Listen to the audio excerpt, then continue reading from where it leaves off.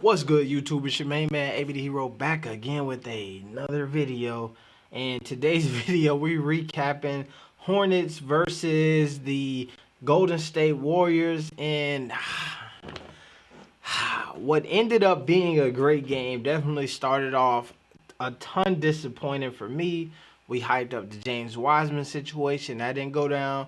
Steph Curry scratched the minute before the game started. So it started off as what we would call a shit show, but ended up as probably what I would call a classic. Let's get into it.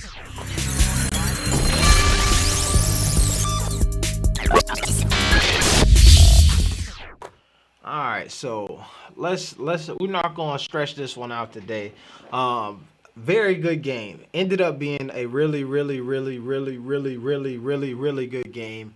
Even though Steph Curry, like, I guess he was warming up and looked like he was in full regalia, and like he was about to hoop, had the whole kit on, and then right before the snap, came out the starting lineup and went to the locker room.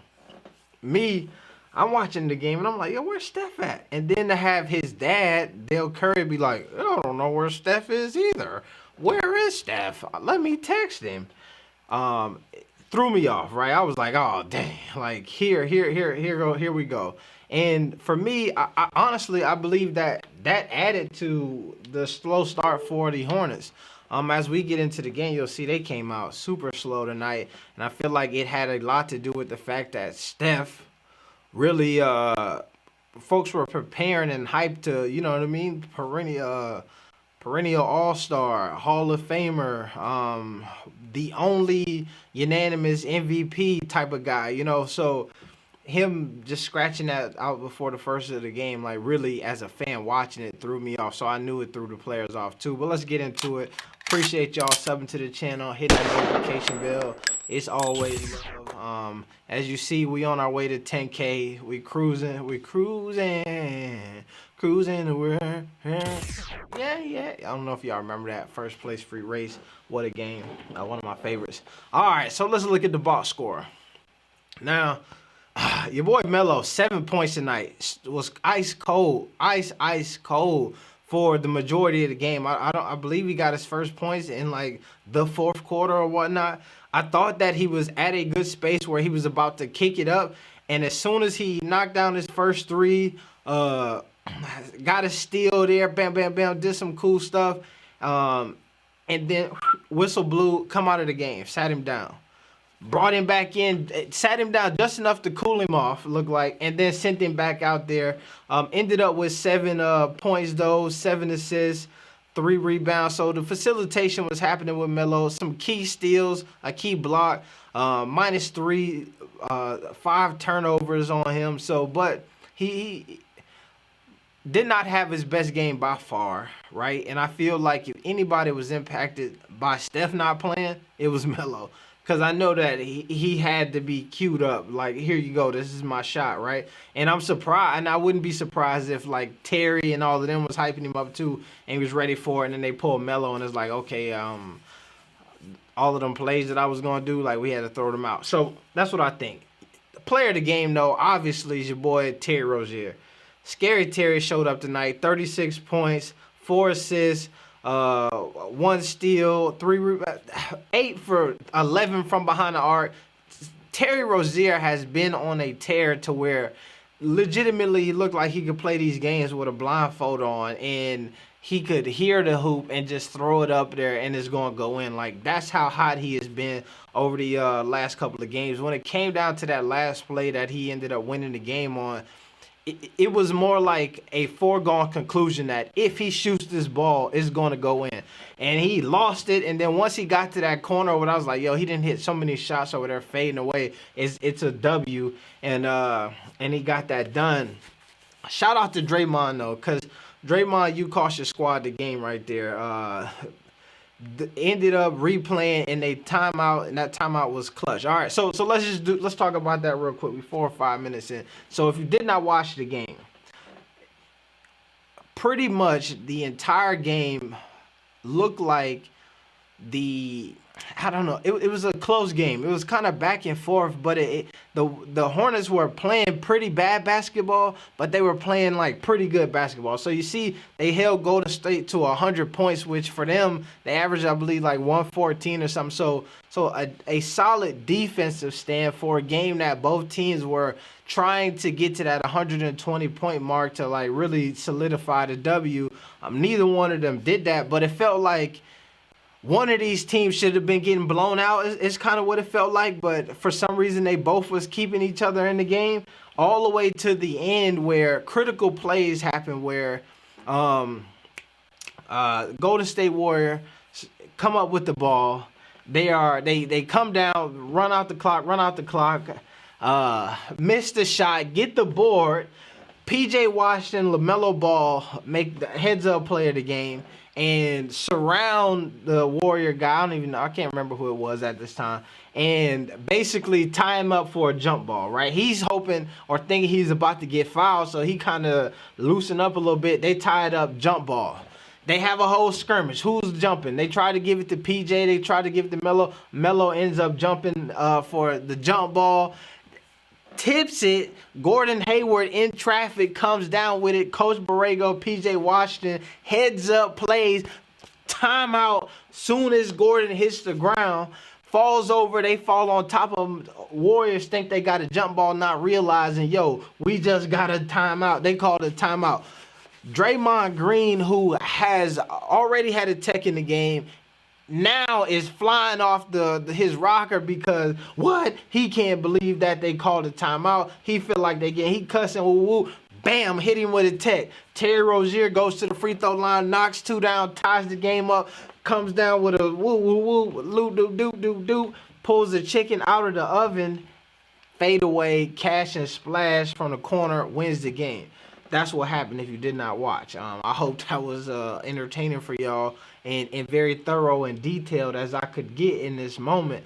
As I am tired and also I'm befuddled because I really don't know how to feel about this game. I was super hyped to watch Steph Curry versus LaMelo. That didn't happen. I was depressed for most of the game, and then into the fourth quarter, all of a sudden I got super hype again once Terry Rozier started getting hot and taking over. So I'm all over the place right now tonight, and I apologize for y'all because of that. But let's get into this. Here's where we look at this play-by-play, and we look at what I call the critical minute of the game, where we typically see these substitutions for the first time.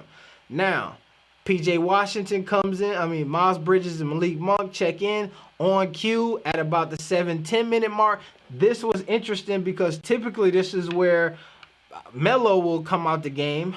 But we see Gordon Hayward actually get subbed out this time. And typically Gordon will play until maybe about the 4-minute mark before there's any movement with him. So this to me either means that the coach is starting to trust LaMelo a little bit more, or them couple of days off might have affected Gordon a little bit more than they affected Melo and his youthfulness. You know what I'm saying? So, but you can see the slow start for both squads here. At this 6-minute mark, when the Hornets are playing great basketball, they score about 15 to 16 points there.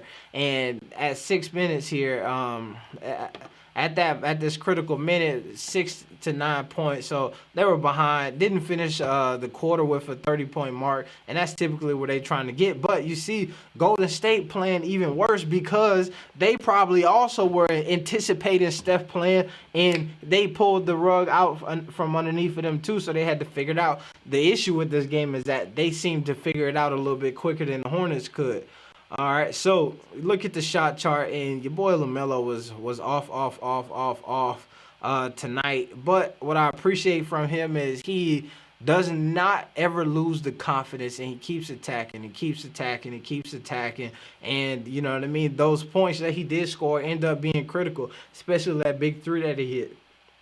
Now you look at your boy Terry, man, all over the place. Your boy Terry is a dog, man. And this is something with Terry early on in the season. Folks like, man, we got to figure out a trade. We got to get rid of Terry. I was like, no. We got to package up Devontae, you can package up Bismack, Cody, all of them dudes. I don't care. But Terry and Gordon can't go nowhere, or else you take yourself out of playoff contention by doing that. You know what I'm saying? So you see what I was saying to you, man. It's an up and down game. Up and down game. Even look at this. This is how up and down it was. That the lead tracker has the Golden State Warriors pretty much winning the game. It's not even enough time on this chart here to even put the fact that the Hornets won this game. That's how close and that's how stressful this game was. Biggest lead 9-10. We go here. Obviously, LaMelo leading in blocks tonight for the Hornets. Draymond with 2. LaMelo leading in steals tonight. Rozier leading all scorers with 36. Kelly Oubre actually had a decent night with 25 points. The young buck, Jalen McDaniels, is starting to show itself. You know what I mean? He having some spurts here and there. You could definitely tell that, you know, he hasn't been in this top tier action as much as he should have been up to this point because he made some what we would classify as rookie mistakes. Here's the interesting part about this game. If you watch the pregame that we did, points in the paint, lent itself or edge was supposed to be to the Hornets. They took the L there. Second chance points should have led itself to the Hornets. They took the L there. Fast break points. The edge was in the Golden State, but we expected maybe the Hornets to be able to pull it. They took the L there too, but somehow came out with the W on this game. Elite free throw shooting, 88%. A good game, man. A good game overall. But I would say that if I'm the Golden State Warriors, and you ever watch the RDC World guys, Mark Phillips and all of them, right? If this was like a playoff game, they would do a video right now where he would be screaming at Draymond and he would be screaming at Steph Curry for not feeling well and sitting this game out because the way that the game looks, Steph Curry could have added 10 points to this thing. They probably would have got a W. You know what I'm saying? Draymond would have just chilled and did one of these numbers and looked up at the scoreboard. He would have seen that they actually did call a timeout and then would have made it a bit more difficult game. Probably sent it into overtime, at least if Terry would have hit that shot. But it's a rough game. And I will say there are moments in this game where it did seem like some of LaMelo's – people always come to this conspiracy theory when it comes to Melo, right? Of them freezing him out, right? And at times, it looked like that. Some of that slow start looked like them trying to run some offense. There were moments where they were throwing it in the post to Cody Zeller and trying to let him go to work. And he spent 5 or 6 seconds trying to do moves. And it's like, that's not y'all brand of basketball. Pass it around, move the ball, get a shot. You had these moments where what's his name? Even I seen this with the kid Jalen McDaniels, right? Where he's throwing the ball and it's him, Melo, and Terry Rozier, and instead of tossing it to Melo to kick it off, he tosses it to Terry, and then Terry has to kick it up to LaMelo just to push it. Towards the end of the game, they go away. Great ball movement they have going. And then all of a sudden, Gordon Hayward goes superhero and then starts doing his thing, gets underneath the basket, turns it over. So they have these moments where the offense is looking smooth. It's running through Melo, even when it's not like him just officially like dropping a dime or Chris Paul dribbling and last minute assisting the folks. Like they legitimately have a different pace when they're moving the ball, cutting and running a play. And sometimes they get caught up in this like, I'm waving you off, this is my moment type of thing, and it looks bad. And to me, I was also frustrated because I thought that they were about to lose the game because of that. And truthfully, if it wasn't from that heads-up play from LaMelo there at the end and stellar just offense from Terry Rozier and Draymond Green just being a smooth bonehead, the Hornets probably would have caught an L this game. But they got the W, and when it comes to the matchup of Melo versus, you know what I mean, Curry, like I feel like Melo